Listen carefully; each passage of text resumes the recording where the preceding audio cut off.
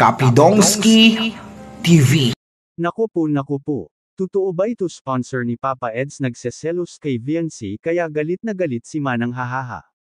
Yan ay sama-sama nating tutukan mamaya mga kalingap. At kung nagustuhan nyo po ang ganitong klaseng reaction video, paki-like at subscribe naman po para lagi kayong updated sa susunod kong mga uploads. At salamat sa walang sawang pagmamahal at suporta kay Kuya Val Santos Matubang at Idol Kalingap Rab. Paalala, panoorin at tapusin ang video na ito para malaman mo kung ano ang nilalaman nito bago mag-comment. Ngayon balik tayo sa topic.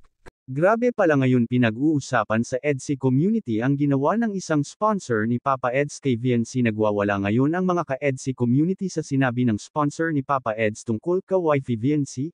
Alam naman natin ngayon na ang lakas ng EDSI community at ang daming nagmamahal talaga sa EDSI lalo na kay VNC.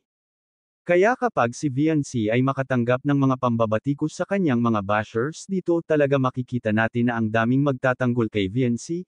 Isa na dito sa ginawa ng sponsor ni Papa Eds na nakapagbitaw ng hindi magandang salita, ayon nga sa comment ng sponsor ni Kay Edo.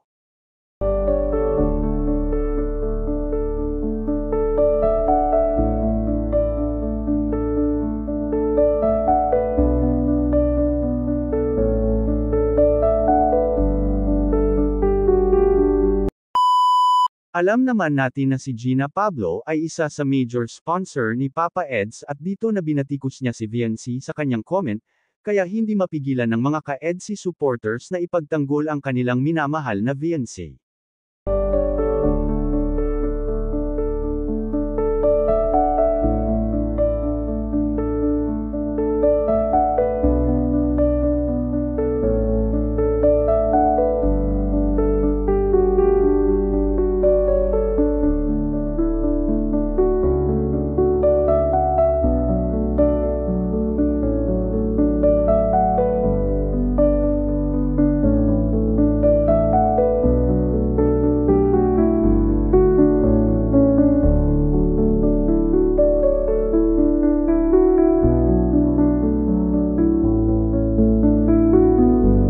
Ayaw talaga paawat ng mga ka-EDSI supporters basta banatan ang kanilang minamahal na VNC matic na yan ipagtanggol talaga nila dahil napamahal na talaga ng mga fans si VNC dahil sa sobrang bait ng batang ito at super magalang at ma-respeto sa mga nakakatanda lalo na kay Kuya Val, kay Rab, Ate Edna at kay Ma'am Jax.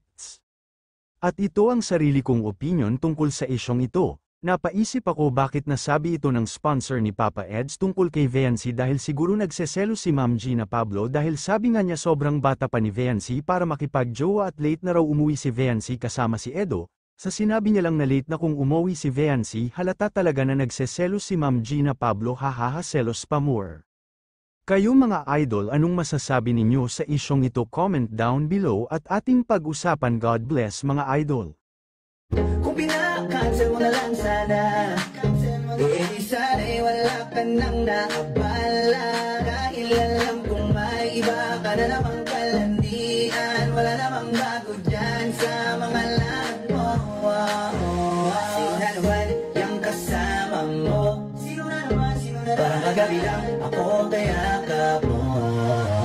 Madali ka lang makuha pag nilalandi ka.